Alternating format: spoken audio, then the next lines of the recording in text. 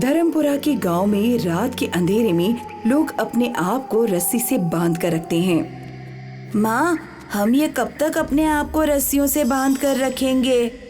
जब तक हम जिंदा हैं। अगर हमें जीना है तो हमें यही करना पड़ेगा बेटा।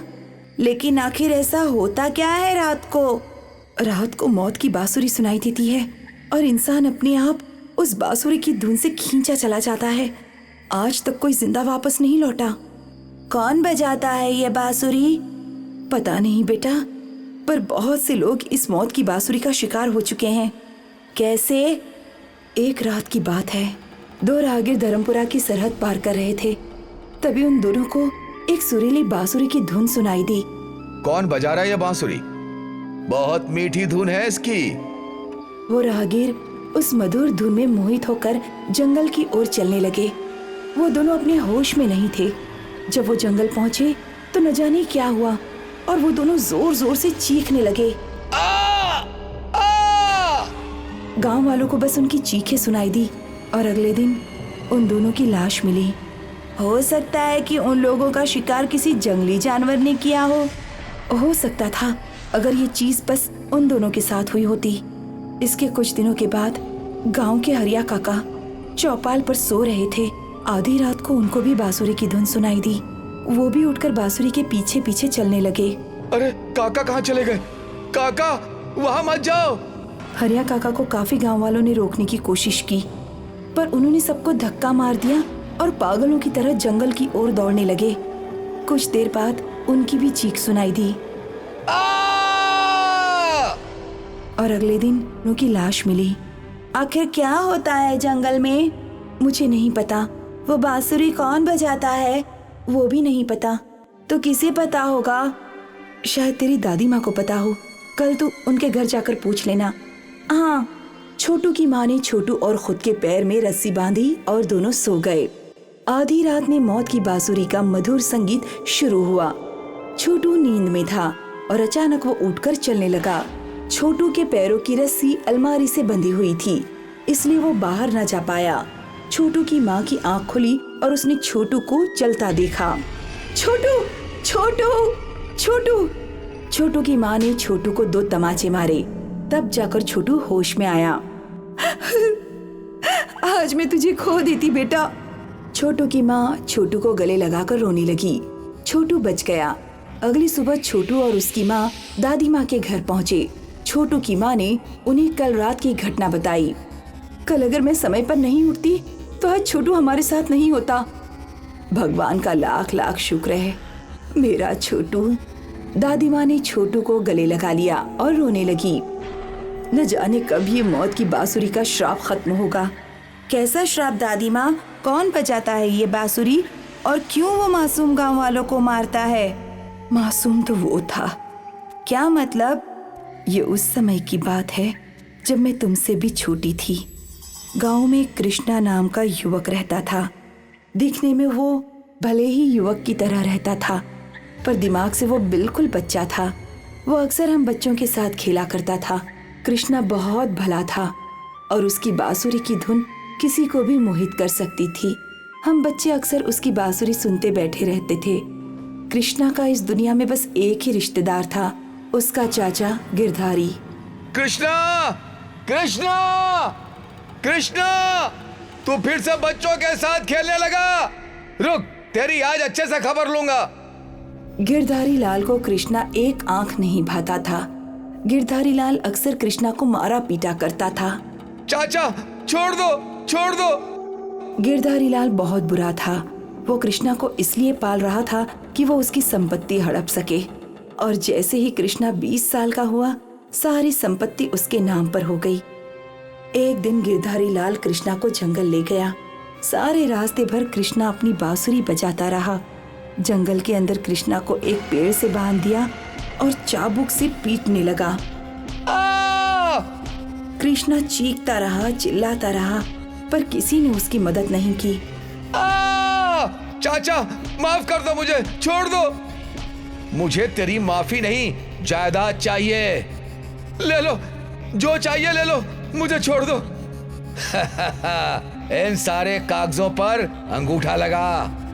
कृष्णा ने सारे कागजातों पर अंगूठा लगा दिया और फिर रोने लगा। भगवान तुम्हें नहीं छोड़ेगा, वो तुम्हें जरूर सजा देगा। तुमने मुझे इतना पीटा। मैं सारे गांव वालों को बता दूंगा कि तुमने मुझे इतना पीटा। बताएगा तो तब जब तू जिंदा रहेगा। गिरधारी लाल ने अपने चाबुक से कृष्णा का गला घोंट दिया।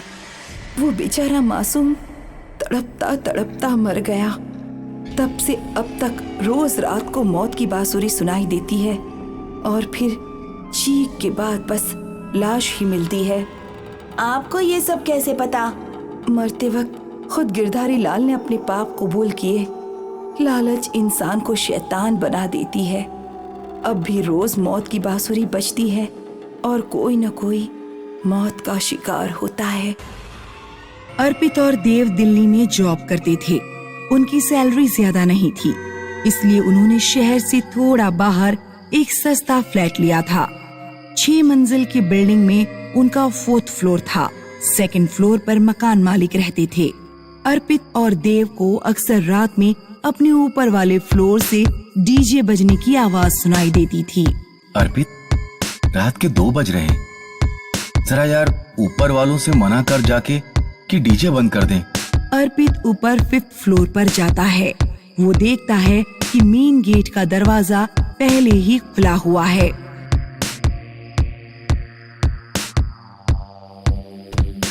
अर्पित जैसे ही गेट खोलकर अंदर जाता है, म्यूजिक की आवाज आना बंद हो जाती है। वो देखता है कि दूसरा फ्लैट खाली पड़ा है और वहाँ कोई नहीं है। अर्पित फ्लैट की खिड़की के पास जाकर बाहर झांकने लगता है। तभी कोई पीछे से उसके सिर पर हाथ मारता है। कौन है? कौन है यहाँ पर? अर्पित बुरी तरह डर जाता है और तुरंत फ्लैट से बाहर भाग जाता है।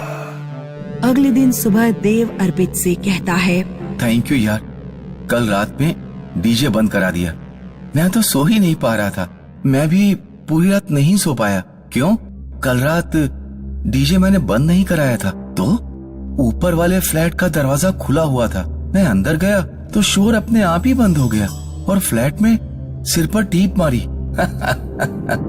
ये तुम क्या कह रहे हो? कोई हॉरर स्टोरी लगती है। जो भी कह रहा हूँ सच कह रहा हूँ। देव अर्पित की बातों का विश्वास नहीं करता और ऑफिस चला जाता है। उस रात देव ऑफिस से लौटा तो उसकी फ्रेंड नेहा भी उसके साथ थी। नेहा का बर्थडे था। नेहा देव और अर्पित के साथ केक काटकर अपना बर्थडे सेलिब्रेट करती है और फिर तीनों सो जाते हैं। रात में फिर उन्हें ऊपर वाले फ्लोर से शोर सुनाई देने लगा। अरे यार, आज फिर से? आज मैं नहीं जाऊंगा, तू जा।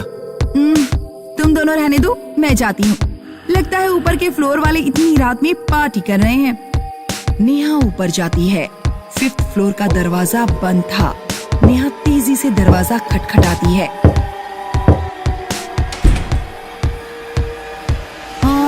कोई है यहाँ पर?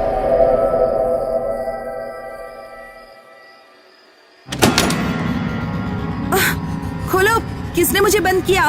हे भगवान, मैं तो अपना मोबाइल भी साथ नहीं लाई।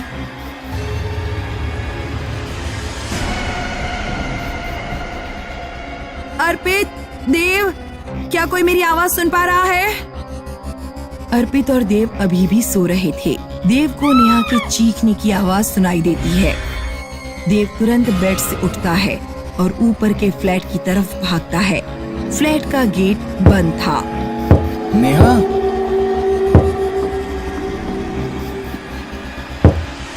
देव दौड़ता हुआ नीचे जाकर अर्पित को जगाता है।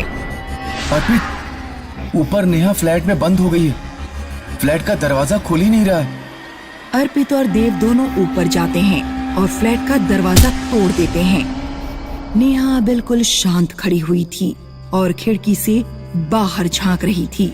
नेहा, अरे तुम लोग आ गए, चलो नीचे चलते हैं। अभी तो तुम्हारी चीखने चिल्लाने की आवाजें आ रही थी। नहीं, मैं नहीं चिल्ला रही थी।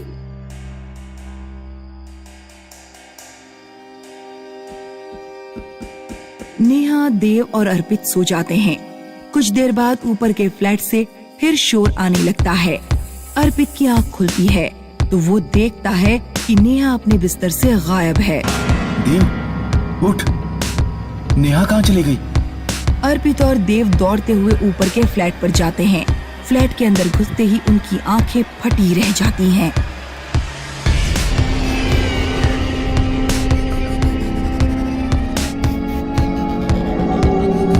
अर्पित और देव किसी तरह नेहा को जबरदस्ती उठाकर नीचे ले आते हैं। नेहा देव का गला घोटने लगती है। अर्पित किसी तरह रस्सी से नेहा के हाथ बांध देता है। देव और अर्पित उसी समय सेकंड फ्लोर पर मकान मालिक के पास जाते हैं। ये आपकी बिल्डिंग में टॉप फ्लोर पर क्या हो रहा है? 7 साल पहले की बात है। 2 लड़के और 2 लड़कियों ने सबसे ऊपर वाला फ्लैट लिया था। वे लोग शहर में नए नए आए थे। शुरुआत में तो उनकी जिंदगी ठीक चली, लेकिन फिर किसी कारण से उनकी नौकरी छूट गई।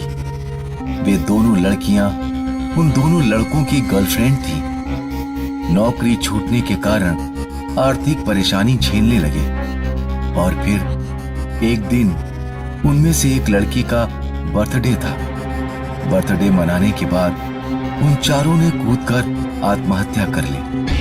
तब से ऊपर वाले फ्लोर से ऐसी पार्टी की आवाजें सुनाई देती हैं। हालांकि वे किसी को नुकसान नहीं पहुंचाते। तुम चाहो तो रहो या फ्लैट खाली कर सकते हो। देव और अर्पित वो फ्लैट खाली कर देते हैं। आज भी अगर कोई 4th फ्लोर पर रहने जाता है तो उसे ऊपर वाले फ्लोर से पार्टी की आवाज सुनाई देती है।